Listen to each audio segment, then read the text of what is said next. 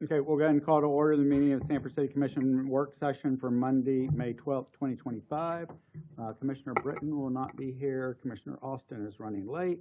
And I'll turn it over to Mr. Bonaparte. Yes, Mr. Mayor, members of the commission, on your agenda is a request for the Goldsboro area, and we have a representative here, so I'd like to call on Ms. Nikki Osborne to introduce him.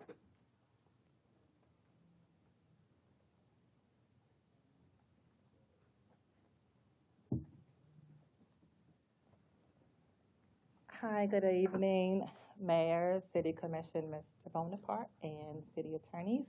My name is Nicole Osborne, Community Relations and Neighborhood Engagement Director, and I have with me this afternoon Florida Economic Consortium, just to talk to you about the Goldsboro Main Street application career to Cradle, and we have Mr. Rod Love with us, who is the president. Thank you.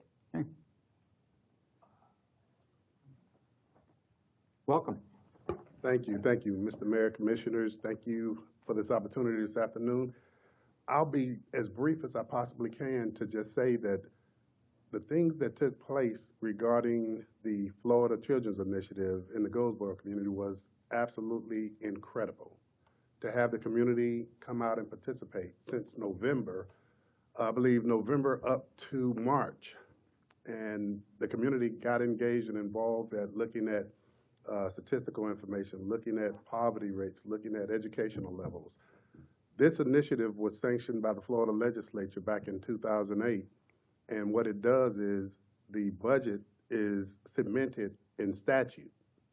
The amount that we're looking at, because it fluctuates based on the number of organizations that pass what they call the application designation process. And so right now, if we pass the application and it's approved, the Goldsboro community is in line to receive somewhere in the neighborhood of about $500,000, if not more. And this is called Cradle to Careers. And the primary focus is on children and families within the community. So I would gladly respond to any questions that you may have, but I have to say again, I have to take my hats off to the community, the players in the community, including the school system, law enforcement, the city participated in the process, and I would like to thank Ms. Nicole for her engagement, but it was incredible to see the community constantly come out to talk about their needs. Mr. Mayor, members of the commission, Resolution 3383 is on your agenda for this evening, and it is for you to vote for support. Mr. Love, thanks for coming. Couple of questions. One, what do you attribute your success to the most, and what are your biggest challenges? Attributing the success is the fact that you actually had, this is something in not this particular initiative, but in working in partnership with Dr. Randy Nelson, who's nationally sought after as a researcher and evaluator, we travel the state, we travel the country, and to see community residents actually come out to talk about what their needs are. And it's one of those situations where it's an uncomfortable but very comfortable situation, to be real blunt. That was the value. One of the biggest challenges is, as you well know, when the rubber hits the road, to having everybody come together to work as a nucleus, that is going to take some oiling to do. But based on what I've seen here since November, we're excited. And it was all about the leadership. I mentioned Ms. Nicole, but Mr. Bentley, he spearheaded this with getting your business community out, getting community residents out. And we had conversation back and forth that was very uncomfortable at times, but the end of the conversation, we all knew that those kids in those communities, we needed not to just say that we're doing something right by those kids, but we need to be able to measure it. But thank you, Commissioner. That's great. That reminds me of Sanford Speaks, where we also had, especially the last one with the kids, having them feel comfortable speaking about uncomfortable things. So okay. Good for you. Any of that on video? I'd like to see that. Nikki, is Sanford Speaks on? Did we? I don't think we did. I think we should. love to Yeah, hear the more more about it. people Thank you. that see that, the better. Thank you. So, any other questions? Well, I would like to, I've been to a couple of meetings, so really appreciate what you guys are doing for the community. Commissioner, thank you. And, you know, your participation in those meetings and when we look and listen to what community residents had to actually say about leadership in communities, I mean, your name constantly came up, but here's something that most people don't realize. And let me just say this. My background is I was a deputy secretary of the State Department of Juvenile Justice under Governor Bush and under Governor Chris. Leadership is not easy when you're looking at, not saying you're doing a lot of good. It's never this or that. It's always this and that. And those are some of the things that, Commissioner, you witness. I mean, community residents, we had some really aggressive conversations about what's needed in the community, but at the end of the day, to get everybody to agree that the priority are the kids, and that's what showed out. And we have the strategic plan that we'll be issuing to everybody so that you can actually see that, but to have the school board present, to have law enforcement present, to have private business owners present, and individuals that were raised in that community that came out and talked about what they've seen for the last 20, 30 years and what they would like to see better. So this is real unique, and I think this could actually show as a model for the rest of the state. Okay, Thank you. Thank you. All right, thank you. thank you very much, sir. Appreciate it. Thank you. Mr. Mayor, the next item on the agenda is the fire fee assessment. With that, we'll call on Mr. Razak to introduce the speaker.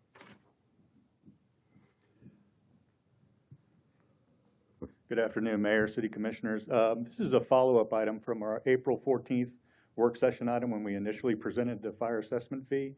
With us today is Michael Burton from Raftellus, and he's going to follow up on two items. He requested the funding options for the fire assessment fee, and if we decide to proceed with the fire assessment, there's some timelines that we need to meet. So without further delay, Mr. Michael Burton is here to present.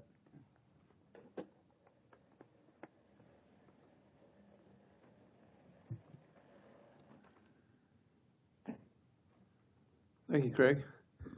Good afternoon, City Manager, Mayor, council members. It's a pleasure to be here again.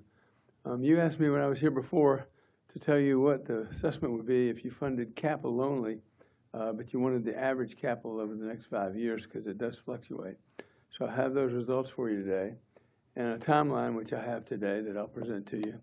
I also did a very quick survey, an internet survey. It's fairly accurate, I think, of several other communities in the north central Florida area to see if you'd be interested in that, so I could show you that also. But what I have here is the entire presentation, but at the end of it is a section on the capital. I put the whole thing here in case anybody has any questions. I can go back to it. So I'd like to scroll to the end of it. I don't know how hard that's going to be to do. So what am I doing wrong? Oh. Is there a way you could advance it to, like, I think it's slide 21?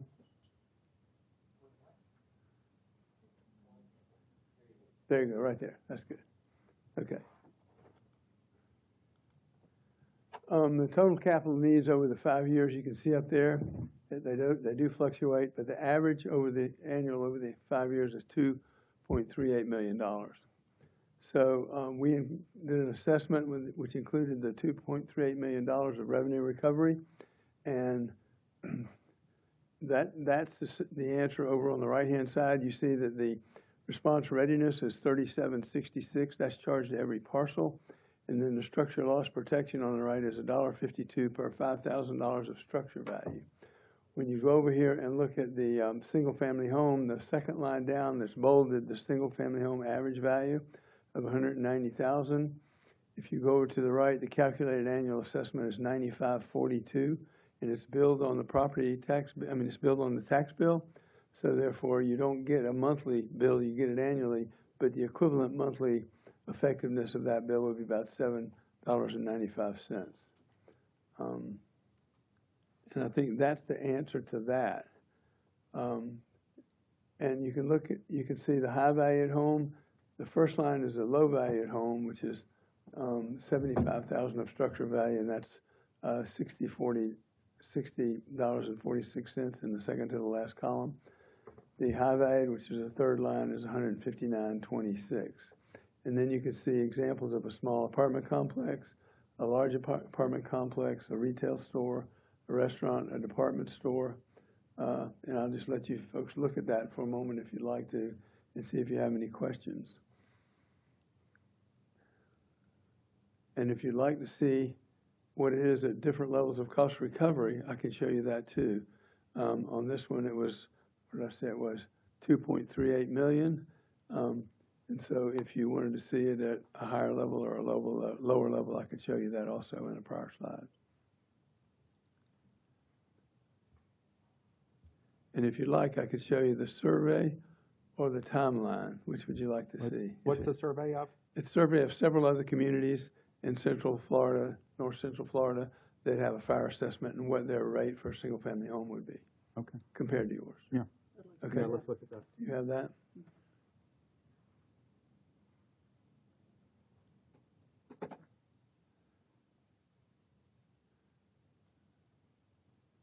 Okay. I have Sanford at the bottom, and can you make that a little bit bigger?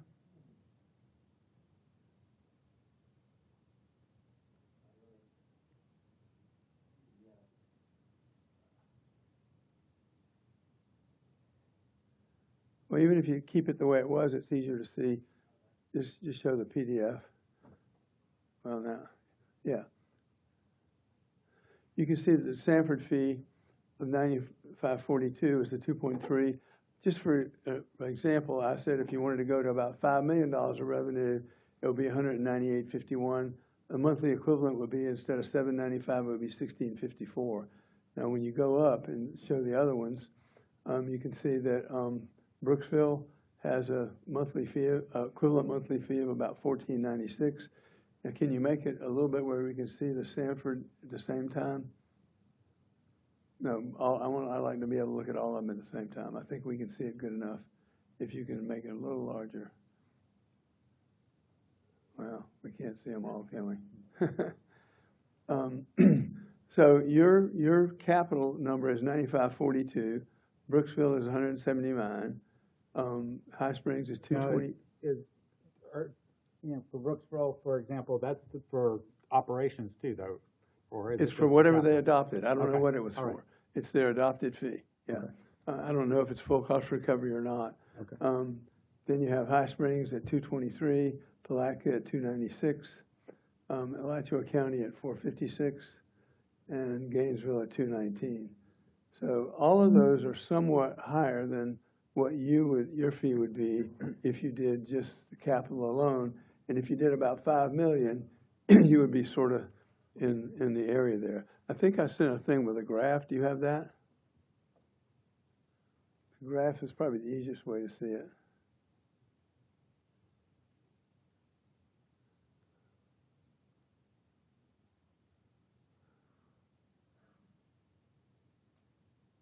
There we go. Well, that's a little, you can see how it compares. There you are on the right. That's the proposed 2.4 million for capital only. And then that's the other sample of 5 million. And you can see how you would compare to the fees in these other communities that have adopted it.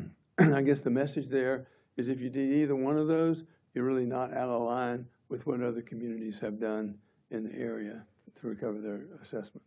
Recover their fire costs.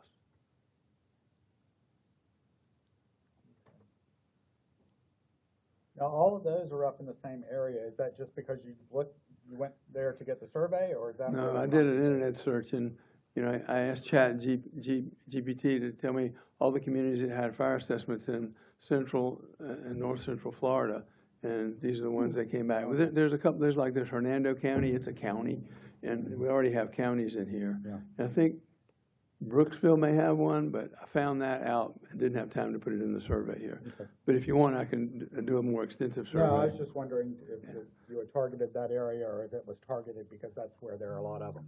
Well, I just did an internet search to see what was available. But there's only From that search, there's only about two or three other ones that are available. I put High Springs in there, and it's funny, there's several of them are in the Gainesville area and below. Mr. Mayor and Commissioners, one of the things that's not here, and I don't know if it's even possible, is to know when those communities are affected that fee, did they also adjust their millage rate? I don't know that. Okay. I can try to find that out, but I don't know that. No, that's whether the commissioners want that. No. Some communities do that.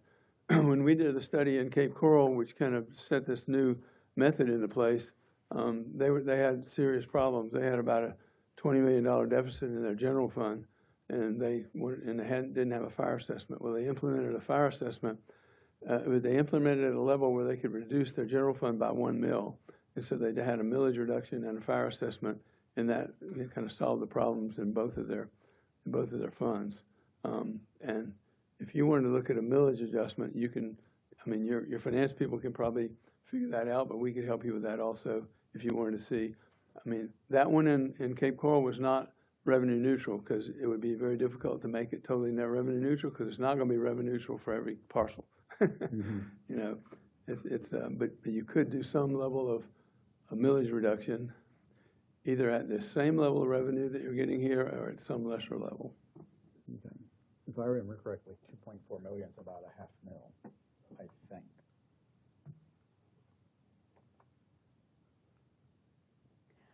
Somewhere along the lines here, I got confused about the assessments being for undeveloped property that are not being taxed now, right? It's for any property, whether they be a tax or not. If they're below the homestead exemption, and they would still get an assessment.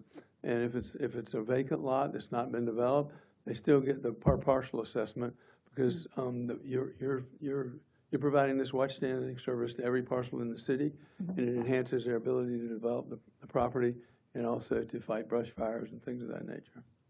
So to the average citizen, if we were pitching this and saying, this is good for you, Mr. or Mrs. Average Citizen, here's why, what would your answer be? Well, because it's fair, it's not included in your tax bill, so it's it's fairer for you because it's a function of your specific property in terms of the structures on your property. So it's a more fair assessment, and it does typical assessments that have been in the state for many years that do calls for service. They're a one-size-fits-all for residential customers. So they have a residential customer and they have a fee, and it might be whatever it is. And the small home and the large home that's very valuable pay the same. In this one, if you have a large home that has a large structure value, they pay more, and the small home with a small structure value, they would pay less. So it's fair in that regard. So on their future tax bill, they wouldn't see a fire section on there because this will all be a separate fire assessment. It will be a fire assessment on the tax bill, On a the tax bill. separate line item on the Okay. tax bill. So they could compare, if they were to compare it to, say, we're no longer giving you a regressive tax, this would be similar to that in that it's more fair. Well, yeah, Okay. yes, ma'am. Except, Commissioner, that some people that are not paying anything will then have to pay. Yeah, and that's the difference, right, is the people who are not paying anything now because it's an undeveloped piece of property. Well, or more their property. house value is so low, Okay, Right. or their tax exempt, and you included tax exempt in this calculation? Tax exempt is included.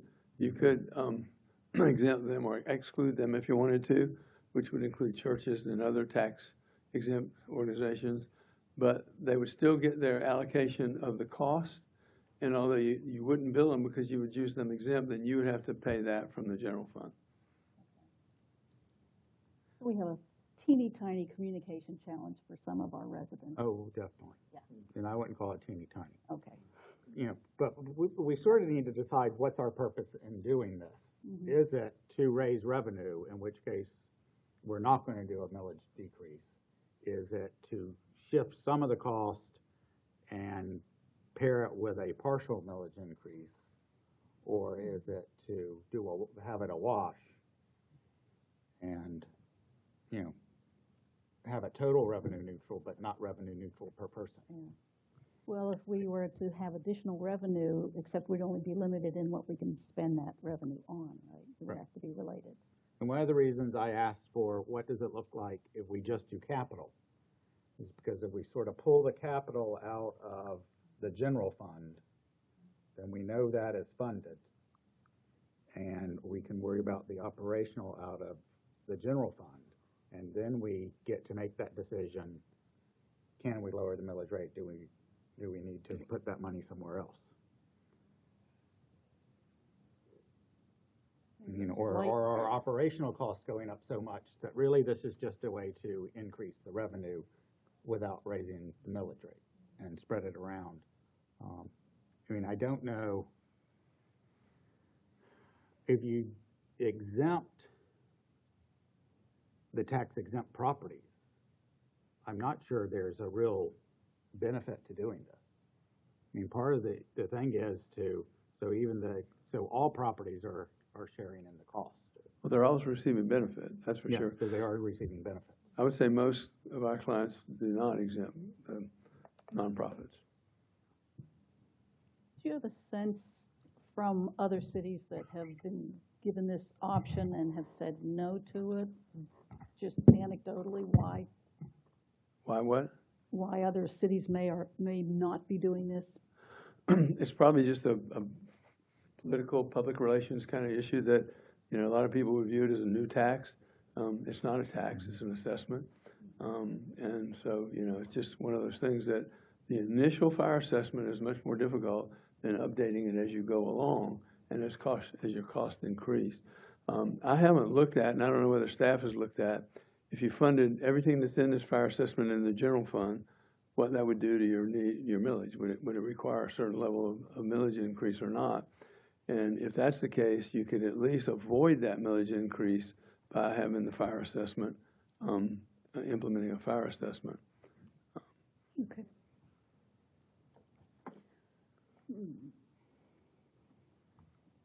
Just in time, Commissioner.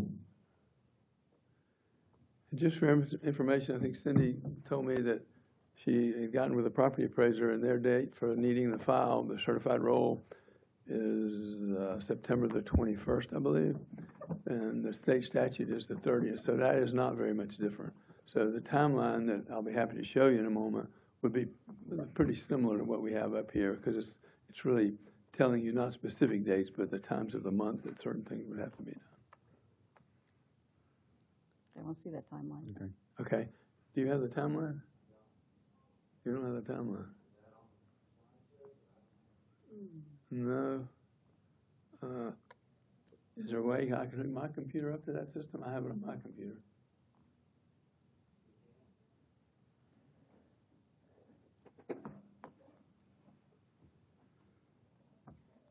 Give Commissioner Austin time to settle in.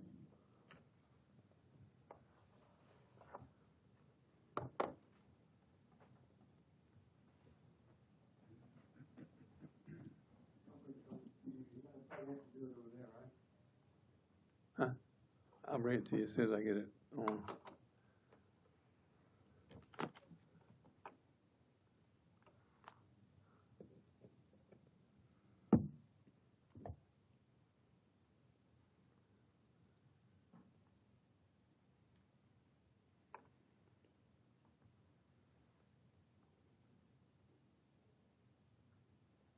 Are you going to hook it up over there?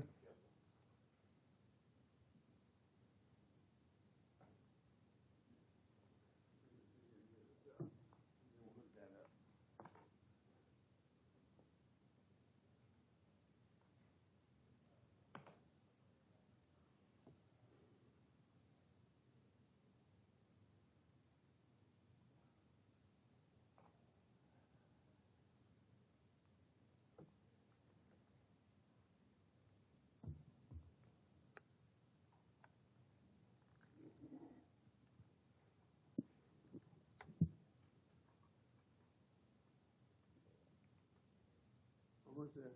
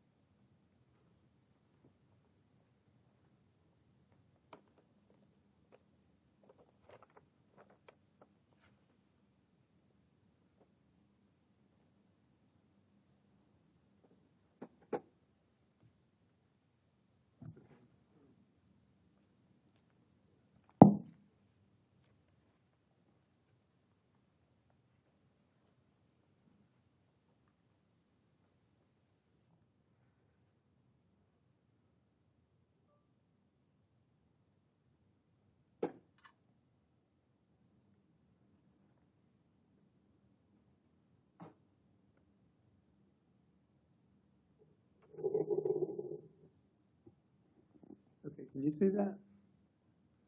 I'm just walking through. In late April or early May, at a commission workshop, we'll finalize the understanding of the fire assessment and receive direction in terms of revenue target with the rates, which will be, I guess, in this meeting today. And then on June 1, we'll finalize the study with the latest property data.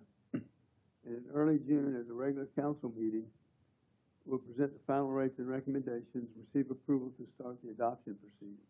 So I'd say in early June, if you give us direction to move forward today, we'll finalize the study and bring the final rates and recommendations to you.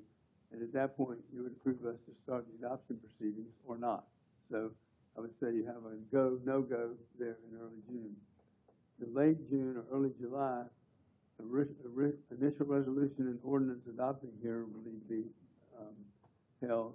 It'll set the proposed and maximum rates. What that means is the proposed rates for 26 and the maximum rates you will do over the next 5 years.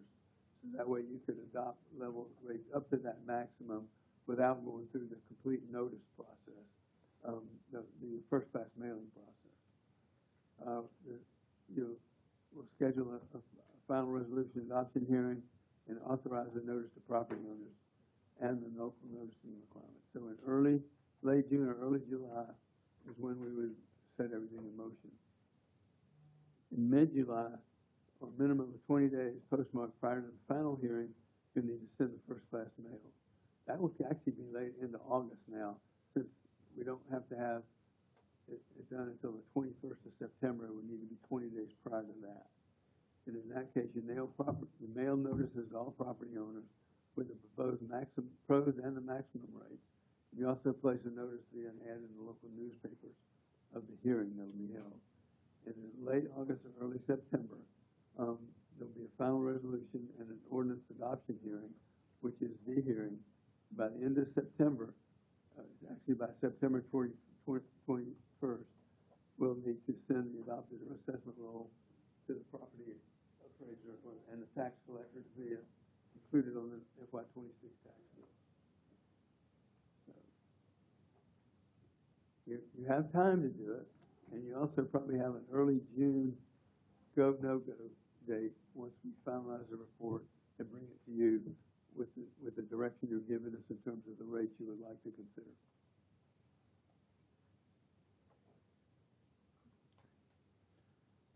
You know, in answer to your question about how it's gone before, when we tried it in 2008-ish,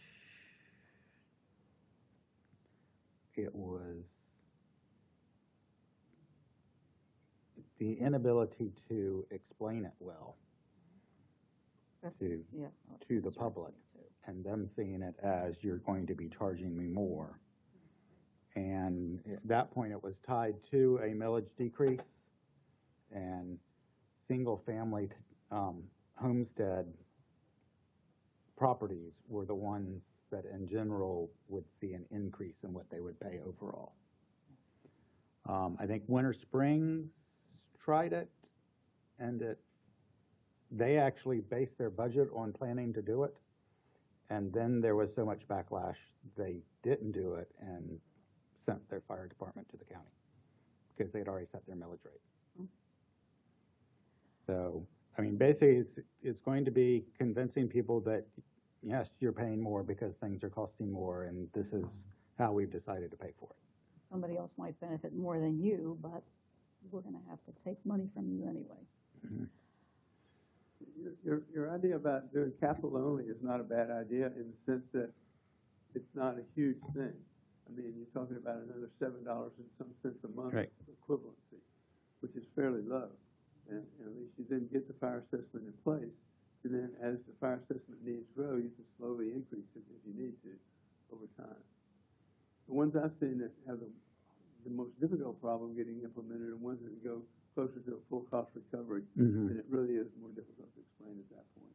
And I think that's what we were trying to do last time. I mean, the other option, if we really want to ease into this, is, you know, in the first year, you know, 50% of the capital, in the second year, 75%, in the third year, 100%. So it, you know, of course, then they then people see a bill increase every year for 3 years. So, you know. And how do you explain that? Right. Do we do it all at once, or? Well, I like the capital idea. At least it eases the burden a little bit. Mhm.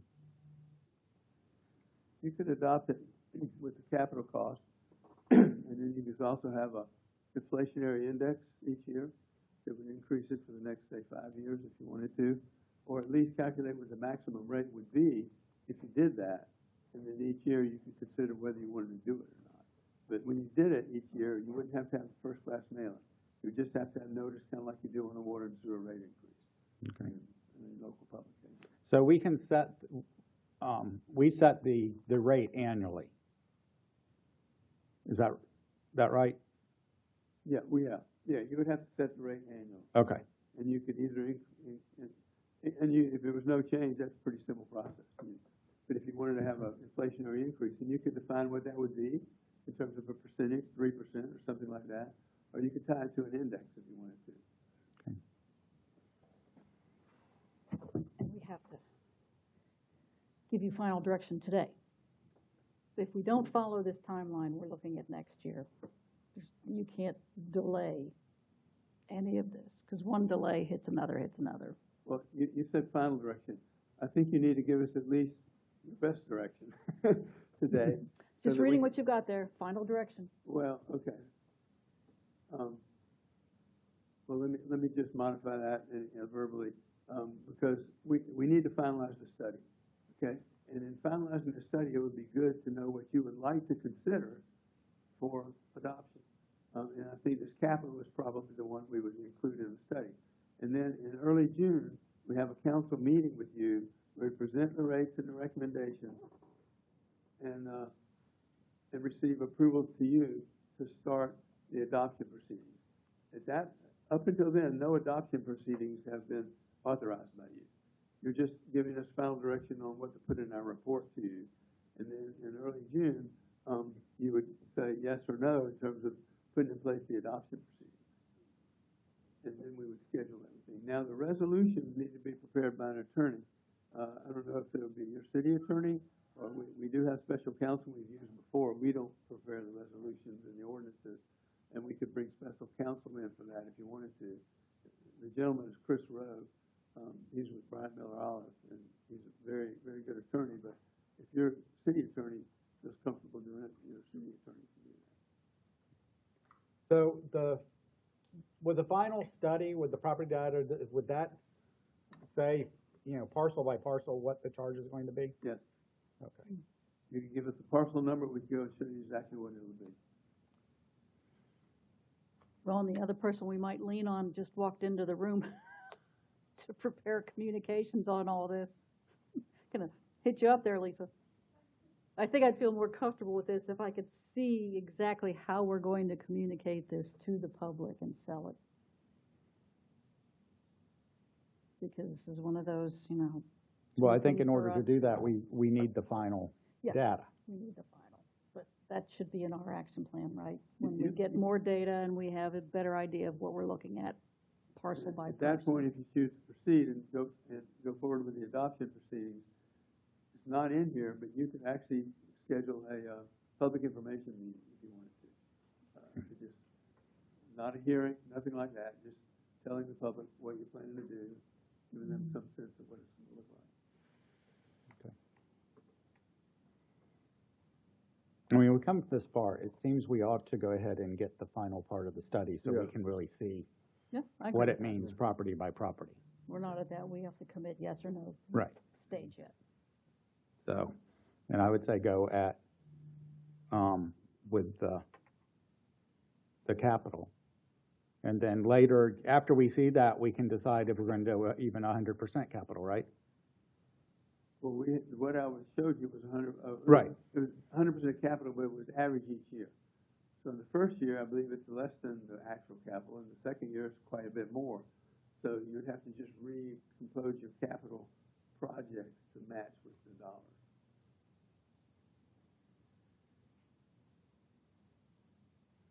Can you bank the funds? Yeah. until the following year? Yeah, you don't have to use. I mean, it goes into a separate fund, and so if we don't use it all this year for capital, we can use it the next year. Or we have to spend it all in the year it comes in. I don't think you have to spend it all in the year it comes. You probably could do that. I'll check on that to make sure, but I believe you could. Let's get that past the And problem. actually, unless you set it up in the ordinance that it specifically has to be actually used for capital, you could target the money at the average capital, but you could potentially use it for anything that's fire related. You can use it for some O&M. I mean, if you wanted to have ultimate flexibility, we would put it at the capital level, but then give you flexibility to use it for capital or operations and maintenance if you needed to. All right. Okay. So I haven't finalized the study using the capital, the average capital amount? Okay. Okay. In Yeah. early June, is there a meeting in early June? June 9th. Huh? June 9th. June the 9th? What are we now? May 12th. Oh, yeah. June 9th is our next meeting. Okay, that's fine, June the 9th. No meeting in between. Is that a regular meeting? Yes. Yeah. What time is that? 7 o'clock? Oh, the work session's at 4.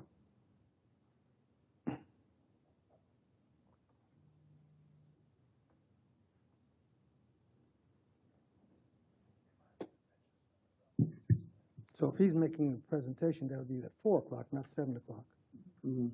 But we would need it sounds like we need to vote on something at that point. You would need to give us direction to put in place the adoption, to Oh, okay. schedule the hearings and get somebody organized to do the resolutions and all that. So Okay, so that could be work session. it probably is a meeting. I mean, your city attorney maybe could you do that in a workshop? I'm not sure. You can't give direction by, at the work session. You have to agendize it and actually give direction to go forward with the process. Okay. So it'd have to be at the meeting. Or the presentation of the report could be at the work session with an item on the regular meeting in terms of whether the commission wants to move forward. Is that what you'd like to do? Mm-hmm. So 4 and then 7? Yes. Mhm.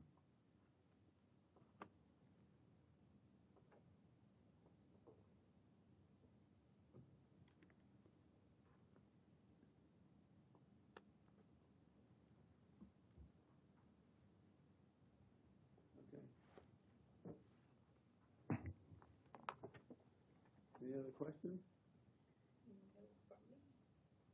I don't think so. Everybody good? All right. Thank you very much. All right, thank Thank you. you. All right, Mr. Mayor, members of the City Commission, the next item is looking at revisions to the city manager's monthly report. The staff has been putting that together, and we wanted to have an opportunity to revise it, and therefore we wanted staff to get your input in terms of what is meaningful to you about the report or what information you'd like to have in the report. So with that, we have the performance management coordinator, Elizabeth Jones, and our digital expert, Nico. Digital expert.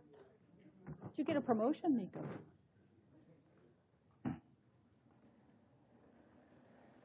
afternoon, Mayor and members of the commission. Thank you. So as Mr. Bonaparte led in his introduction, we're coming to you today to kind of gauge what you all need from the city manager report. We've been doing it for about it's a little over a year, coming up on about a year and a half that we've been collecting these city manager reports. Nico and I, upon review, felt like there's some room for improvement. So the first question we want to ask you is, what do you need from the city manager report? I have some input. I would like to see more trending information from one month to the next. Some departments I know have an easier time, just because of the nature of their work, of giving us metrics. Yeah. So when we see those metrics there on every report, it would be nice to have some way to maybe highlight the anomalies. This went from 10 to 50, and here's why. Because that's something I'm gonna do anyway, is just review last month to this month and see where are the trends, what's standing out. Understandable. And that's something that we're looking to do, especially, as you mentioned, there's some departments that have work orders. So measuring the number of work orders across each month is far easier than looking at a department that maybe is communications, where what are their metrics. Part of what I'm doing is, with the strategic plan, is working with the departments, establishing those updated objectives, as well as KPIs that make sense for their departments. So this ties in with that as well. One of the things that we know that the commission had a list of objectives for the city manager. Some of those, or many of those, involved a lot of the departments and their projects.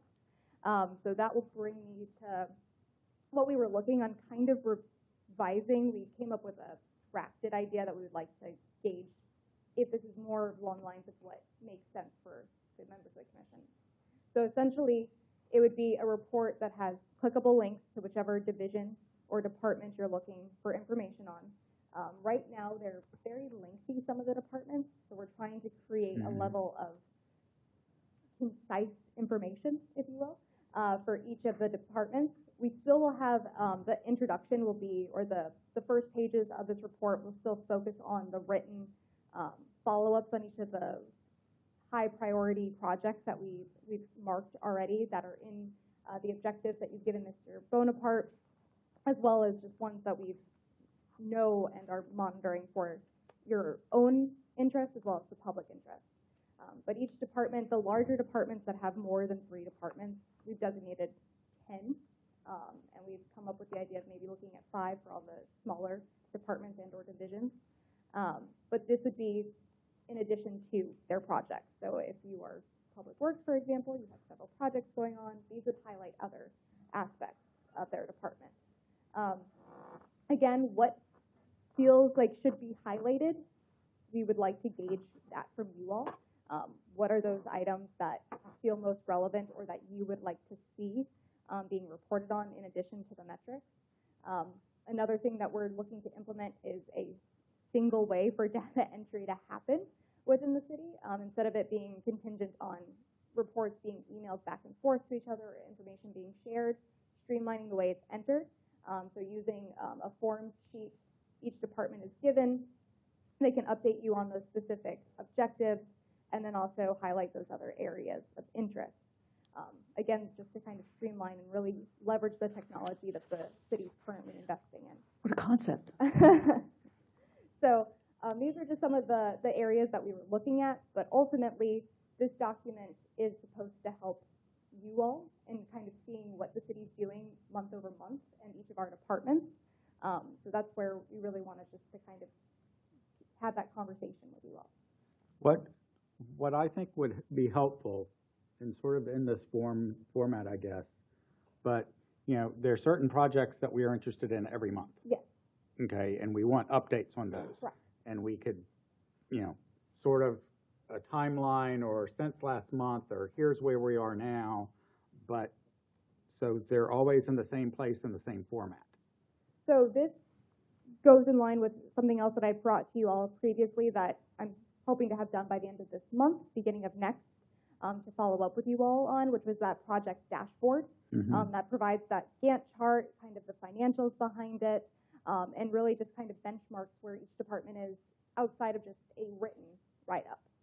So this kind of provides that verbal summary, if you will, for like those additional notes, whereas the project dashboard would allow you to kind of see where the project is status-wise, outside of just saying, you know, this was delivered, this is delayed because X, Y, Z. So that's where these two things are harmonious with one another. One of the features that we have, it's a little hard to see, but there's a page that's called dashboards, which will be linking you to the measurable objective dashboard, the CIP project dashboard, as well as the project dashboard. So that way, as each quarter those are updated, or each month as the information is updated, you don't have to click around to multiple places. It all exists in one. Each month? Yes. Not each quarter? Well, How depending about on, every week? I wish. But it's contingent on when certain things get updated. So that's why it's monthly or quarterly, depending on kind of the nature of the project. Because sometimes it takes a little bit to get Yeah. update. But that's where all of those, we're trying to really create a centralized location for Mhm. everything, as well as really have a focused approach in what we're communicating, we're looking at, and what we're doing with that information. So if you're in the manager's monthly report, you would have a link there to easily get to the dashboard, Correct. which is updated on a different schedule, but you can get from one to the other very Correct. easily. Yep. That's good. Are you using SharePoint for any of this, or? Yes, so this is all going to be a part of our, right now our IT department is working on Okay. updating the city with a new employee portal utilizing SharePoint. Great. So once that goes live, it'll be a little more easy to access for our employees through those means. Right now, it's going to have to be kind of links sent out that you can update. But once the employee portal is live, then it'll just be a page that they can visit and click to upload their information and click to view their information. Upload their information versus just making real-time changes to it. Let's say they submit something for the monthly report and then they realize they left something out, they can go back into it and add.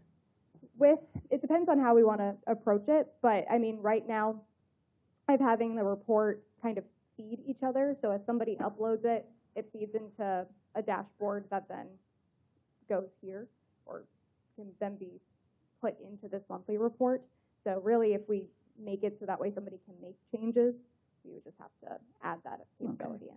But you can use the security access in SharePoint to say, all right, we're cutting you off Yes, now because correct. it's now Mr. Bonaparte's and no one else can touch it. Correct, and that was part of the reason why we wanted to utilize these tools. So that way we could, when we say a deadline is a deadline, Mhm. unless there's something that comes up, then we can make sure that we're not waiting on certain information or waiting, that the report's delayed just because we don't have everything. Okay. Well, ideally, when you mentioned Public Works, of course, Public Works just has a laundry list of things they put Yeah. in. And I look at every single line in there and read it, but month after month after month, it would be nice to be able to consolidate that into a summary paragraph. This is what's really happened this month that's important. Mhm. These are the anomalies. Here's the link to the dashboard so we can see. And by the way, in that project schedule, and I think, Mayor, you and I are on this too, it would be great to see planned versus actual in those dates. Yes. Let's see where we're on schedule or not. I agree, and that's something Okay. with the strategic plan. When the employee portal in turn goes live, one of the things that I'm having as well is a goals tracker for the next 5 years of our upcoming strategic plan, being able to kind of see the plan versus actual for those items as well. Good. Right. And then I'll let Nico, is there anything else you want to touch on?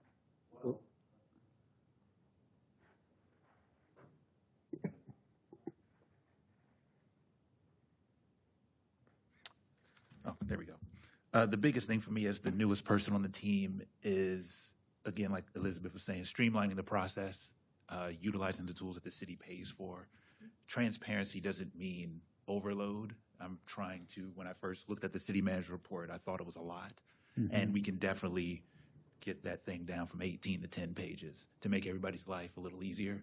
And then that way to citizens that shows trust that like, hey, we're looking to evolve our processes, because ideally this process should change every few years, long after we're all gone. So that was one of the main reasons why when I chatted with Elizabeth, I was like, the city manager report, what are your thoughts on it? And then we just started cooking. Good. So, Is this report posted publicly? yes. Yeah, for somebody who cares to go into. Do people know that? Some people do know it. I've chatted with them. I'm still gathering a lot of the analytics. That's one of the things I wanted to bring, but I didn't know if it would be Do we use our overload. social media channels to say that? That the city manager report is available online. Yeah. I don't know if the city's done it in the past, but since I've started, I haven't been advertising it. I haven't But seen it, yeah. there That's what I'm are asking. citizens that do know about it. But Okay. I am looking at the analytics to see how often that page is clicked on and Well, it's visible. never gonna be clicked on if people don't know about it, so can we promote it? I would like to promote it, Okay. but before promotion, I would like to nail down, are we comfortable with this? Yes. You know, Well, no, Yes, we definitely want this new version out there. Well, no, but the whole reason this started, because I was here, Mm. was not to get an update every month from Parks and Rec softball league, okay? Mm. Just picking something. We don't want that. We wanted, what is the city manager doing and producing monthly, first of all. Second of all, his departments that are under him, what are they doing and where are the projects at? That report has become cumbersome, but let's not lose sight of what the original goal was. Yeah, and all of that The against public what our needs goals to are. know what Mr. Bonaparte is doing for the city and what he's involved in. And if he's meeting with planning, or if he's meeting with fire, or he's meeting with, whoever, the public needs to know that. I think it's important. Much like if we were a strong mayor city, people would want to know, what is that mayor doing? And so we are in an age of instant notification, instant letting everybody know what we're doing. And we as a city, for my 600 years up here, have failed to use technology to let people know what we are doing for them. Because at the end of the day, they're paying for these services, for these positions, for these folks to produce for them. And so that is the gist of this report. Let's not get caught up in all this other minutia. Let's not get caught up in minute details. Let's produce some meat. Exactly. Yeah. And that's exactly what this new report is Yeah. aiming to do, to not showcase pretty much it needs clarity, so more so not what we report, but how we report it. Right. If we want to get minutia, that is between the department head, city manager on their annual reviews. Right. But I agree, promoting this, 100% clarity, 100% transparency, but it starts with. I'm thinking about, to what Commissioner Austin is saying, having a section of this be something like an executive summary. Yeah. That might be what we put on a link on our website for the public. Now, we could also include a link to the detailed report if they want transparency, but chances are they would want to see that executive summary. Well, because the city manager is a person, but he also has a department. And he also has, I'm sorry, is Mr. Razak a deputy or an assistant? I can never keep up anymore. Assistant. So I think it's important. We don't need to know everything, everybody's doing every day. But what projects are they handling? What projects are they working on? Craig has been deeply involved in the marina, the clubhouse. What else? A lot. A lot of projects. I'm not sure the public understands that. I'm not sure the public knows that Craig has pulled all of his hair out since he's become. He used to have hair. Yeah. When he was fire chief, he had a full head of hair. So we don't, again, I'm not saying we need to get into the minute details of every hour of every day, but let's have a segment for each of his staff to get some kudos for what they are working on and what's getting done. Nick, how long would it take to get set up? This particular format, what would you say, Liz? I mean, I've already created all the formats and forms and the linking through the different kind of back-end channels of it. So all the technical side has already been created. So it's more of a matter of Content. Doing it. content and also kind of implementing throughout the various city departments. So that way when they report the information in, they're reporting it in this new format. So Give them a little mini training session. yeah, because I mean previously as you've seen from reviewing the previous reports, it was very much in that nature of reporting everything that occurred within their department, or not everything, but a lot of details for what occurred in their department throughout the previous month. So it would be a little bit of a kind of change in how they approach and think of this report. And we've got till June 9th when the next meeting is, if we were going to officially put it out. But also, when we do officially put this out, I think it might be wise to put a link in the residents section of the website. That's where we're going to go now as a resident, and they're not going to go from there into the government section to find the current report. So it could just be a hyperlink to where that is. And I know Lisa's jumping in there and thinking, I have an idea there. No, you may not. Yes, come up there. May I approach Approach the bench. What I wanted to say was that we just announced the new city e-newsletter. So not to duplicate efforts for the public, can you share with me what you think the difference would be between a city manager report? Now, the newsletter is going to be quarterly, but we're talking about resident information. We don't want to overload the public, of course, with information, but we just announced that. So if we're announcing a city manager report with essentially the same information, I'm thinking projects, you know. Well, in your first newsletter, you could put out the new version of the city manager report. But Here you it said, is. Well, I see it more audience. yes, The city manager's report is, we're the audience, It's and the us. public who is really involved Right. and wants to know what's going on is the audience. Whereas the newsletter is the average resident who is looking for the highlights of things. I think the city manager's report needs to be meat. Your newsletter can be Teaser. goody-feely stuff, for lack of a better term, okay? The newsletter is great. I asked for it probably a year and a half ago. I'm glad we made it here. It's not exactly what I asked for, but hey, we're getting somewhere. Yeah. So in the first edition, And so, publicize the fact that we've got a new version. And then in future newsletters, Patrick, just maybe a link to it so they can always get to it.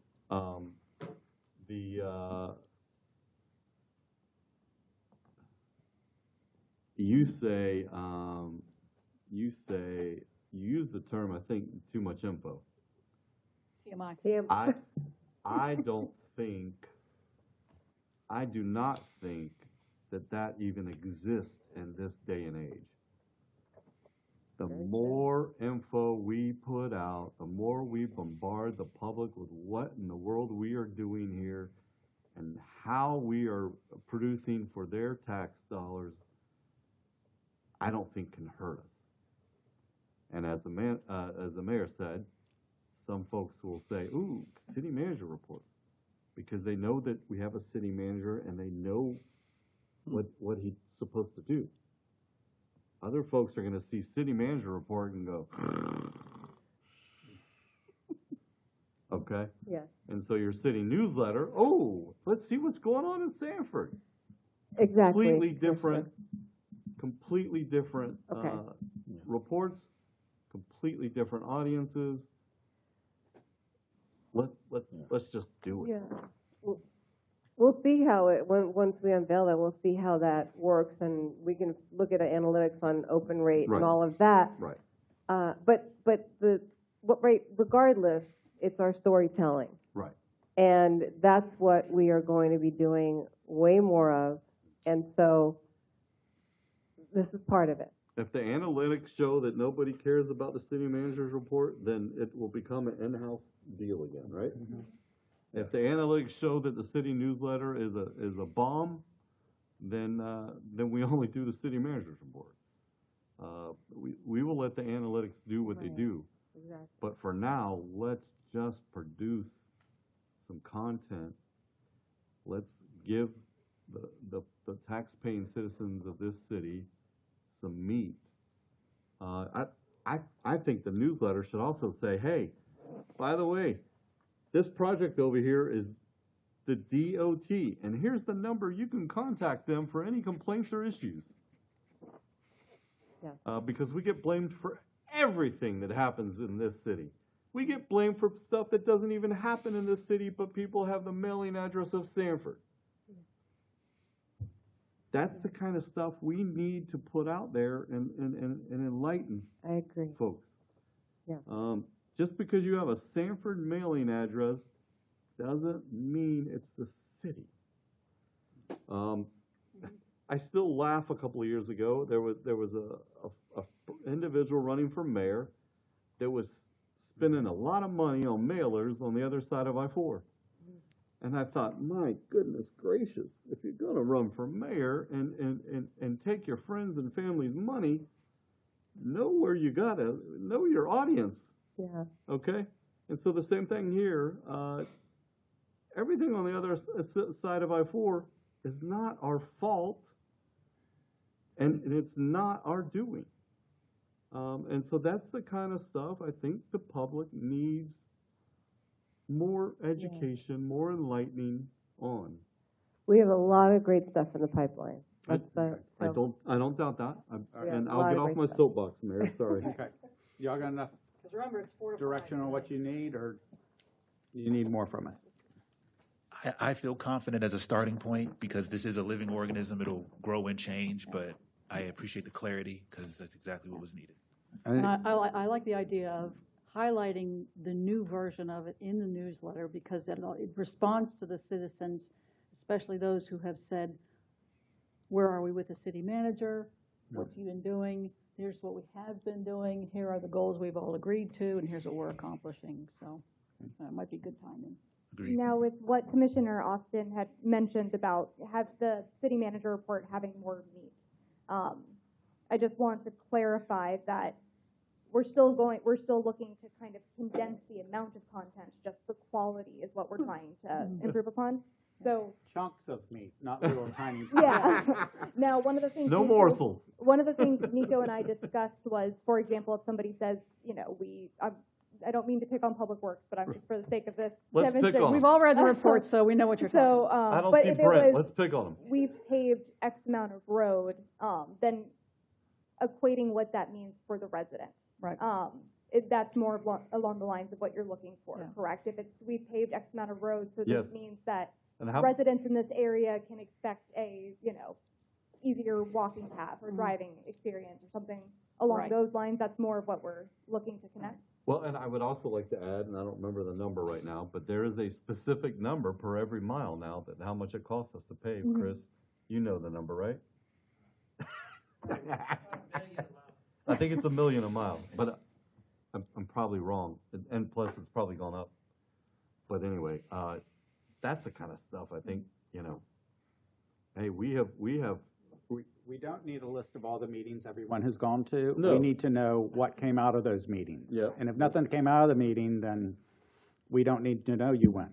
well, It's a slippery slope because is, if yeah. you is. include all of it, then it's like, well, why am I reading that this person went to this meeting? But it's like it's storytelling, beginning, Yes. middle, end. Yeah. How did you feel when you read that? Right, Oh, right. we now have a new blankety blank. Cool. right.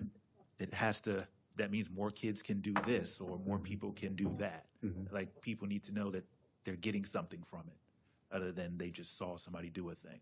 Mhm. So. Okay. Yeah, for clarity, Commission, I'd like to get your information in terms, because what it does list now is when I do go to meetings.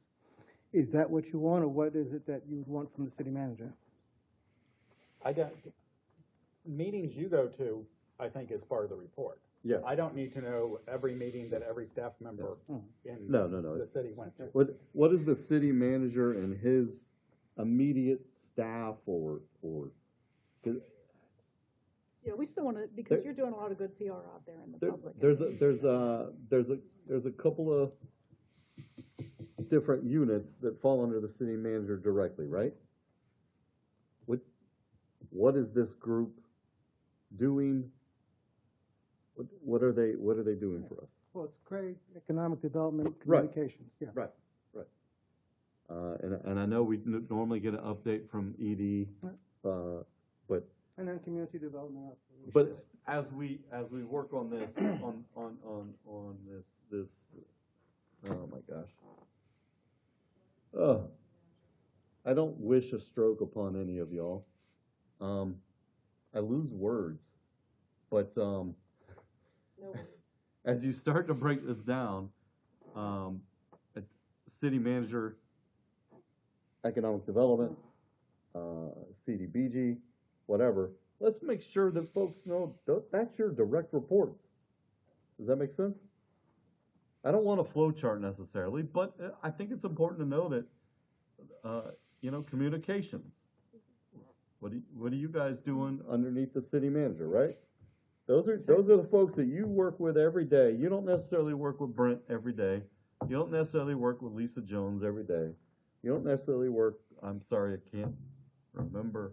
But all of those are still Sanford direct reports. every day. Right. All those are still direct reports. No, they are, but he has a couple of units immediately that are working every day with him or for him. Well, this is a work in progress. Yeah. As we move forward, if you see items that you'd like to see revised, changed, then we can do it. So, Okay. All right. Progress. Keep up the good Thank work. you. All right, thank you. Thank you. Since Mr. Groot put all of this stuff together on the redistricting, not the redistricting, the Oh, charter gosh, don't say review, that. I do think we should Discuss it. take a few minutes to discuss that. Yeah. If we have to discuss it again, yeah, Commissioners, but we need to do it in, Commissioners, 10 minutes as or I less. shared with the mayor, Commissioner Britton contacted me today, and she indicated she would not be at the work session. She was very interested in hearing about the charter review. She indicated that if you did do some discussion, she would like the opportunity to have it on another agenda also, so she could ask questions. But So this is part one. it's pretty simple here in black and white, right? Every Yeah. 6 years? No, you don't, there's no time frame for Sanford. Okay. County has every 6 years, Oviedo has every 5 years, Brevard County has every 6 years. Sanford does not have anything in its charter that designates any particular number of years. You can do it whenever you want to. Okay, I'm There is sorry. not a mandatory review of the charter, Okay, as is in place in some charters. I didn't see where this said Seminole County. Okay. Yeah, so we can I mean, anytime enact an ordinance proposing an amendment, the voters of the city, there are options here that I think that was a little redundant, Mr. Groot. What's that? It looked like there were two options, and then the fourth one was Well- more of a. okay, Mr. One option is authorized by law. Authorized by law means an ordinance or petition. The charter also says by ordinance or petition, so there's some redundancy there. But those are the four mechanisms. Besides, the additional one is appoint a charter review commission by ordinance. And what you can do, as opposed to appoint a commission by ordinance, and this has been done in the past, if you decide, you're gonna decide if there are any measures presented to the electorate, you can appoint a committee by resolution and have them have a limited scope of review for ideas that you would present to them. And that was done at the last, in 2017. Right. Now, I will say that the Charter Review Committee did say, we know this one thing is not part of our scope, but we have an idea anyway, and that was the redistricting, as I recall. So that was not within their scope, but they just said, here's an idea. Right. So there's four methods to do it. You can do it at any time, and any of those, well, the citizens do one method, but you can do the ordinance at any time. You can appoint a commission at any time by an ordinance. You can appoint a committee at any time by resolution. The one thing I would point out, though, is the charter does say 20%. The statute says 10%. You're bound by the statute when it comes to the number of electors who petition the city. 10%. It's a lower threshold by state law. So, I mean, my feeling is it's about time. I mean, at one point, we had tried to change the charter to say we would do it every 7 years, and that actually got struck through some interesting lawsuits. Anyway, So it's probably about time to look at it again, but unless we've suddenly come up with something pressing, I don't see it going to the voters until Next year. 2026. Oh, So we have, yeah, next yeah, we have plenty of time to do this. Yeah, if we're gonna do one, it needs to be done on an election year, so we don't Incur the expense of the. Thank Yeah, you. right. That was the Those word. words. Good job, Lonnie. Yeah. So, I mean, is that the? Yes. So sometime in the next 6 to 8 months, we would probably Commission one. put together one. How much time do we usually let them work? Usually 3 months, and they need, and the supervisor election needs about 3 months, 90 days ahead of time to do the overseas and military voters and all that. Okay. So you're talking usually about 6 months ahead of the election. So even if we started in January of next year, we would have plenty of time. Okay. I mean, if you give a committee or a commission a lot of time, they'll take it, you know. Yeah. And if we're talking about a complete review of the charter, that's time. I mean, just so you'll know that it's probably better as the elected body, the local governing body, if you perceive that there's an issue in the charter and you want it to go to a committee to Right. evaluate, Right. to create a committee as opposed to a commission, and tell the committee you would like this particular item or these items evaluated and get their recommendations. Right. Give them a scope of work. As opposed to coming back with, we want to amend the charter to do. Here's the whole thing. We don't want to rewrite the charter from scratch. Right. We'd like to check to see if there are things that need to Yes, be. sir. Yeah, because last time we gave them a scope, and then they came back with that scope and something else, right? What was the committee makeup the last time we did this? Combination of residents? I think it I was know, I wasn't on the commission each last commissioner got a number of appointments, I think is what it was. Usually, I think in the past, when I have been involved, it was like 2 per person. I think I got 6, Or and maybe everybody else 2 got and 2. 3 from Yeah. the mayor or something like Get that. 6. So, Taking some of yours back next time. I mean, we can go back and look and see how we did it before. Okay, so we can fill Commissioner Britton on this. Carrie got and Go forward. Can, with the did you send us the resolution of, You weren't even here yet. the last time? I think I did, all of a sudden. Okay, well, I'll double check. I think I sent Okay. you a whole lot of Okay. material from last time, that put her to work. I don't remember seeing that, but, Well, I'll get it to you. okay. All right. So that's sort of where we think we're gonna head with this? Yes. Okay. All right.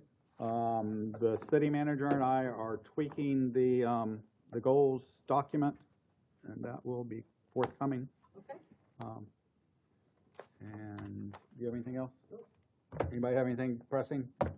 We have a reception at 6 o'clock. Dinner is 5 to 6 upstairs with a railroad depot room, reception 6 to 7, and then a utility training room for dessert. Okay. All right. Mrs. Colbert's having it catered for desserts.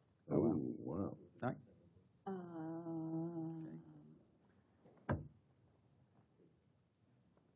Our next meeting is June 9th, which gets us into June. Mm-hmm. If I just wanted to inquire about whether or not we're recognizing Pride Month, and if so, is anything in work? Nothing so far. We did last year, I think. Didn't we? Pride Month? Didn't we I do don't remember. something? I'll look and see if Can we you have a proclamation or. check on that? Yeah, I vaguely, yes. I feel like we, I think something happened. Maybe Okay. I remember the chief doing something. Okay. all right. Okay, thanks, Tracy. Okay. They have, I think, they have special patches they do. We'll check on it. I feel like he did something.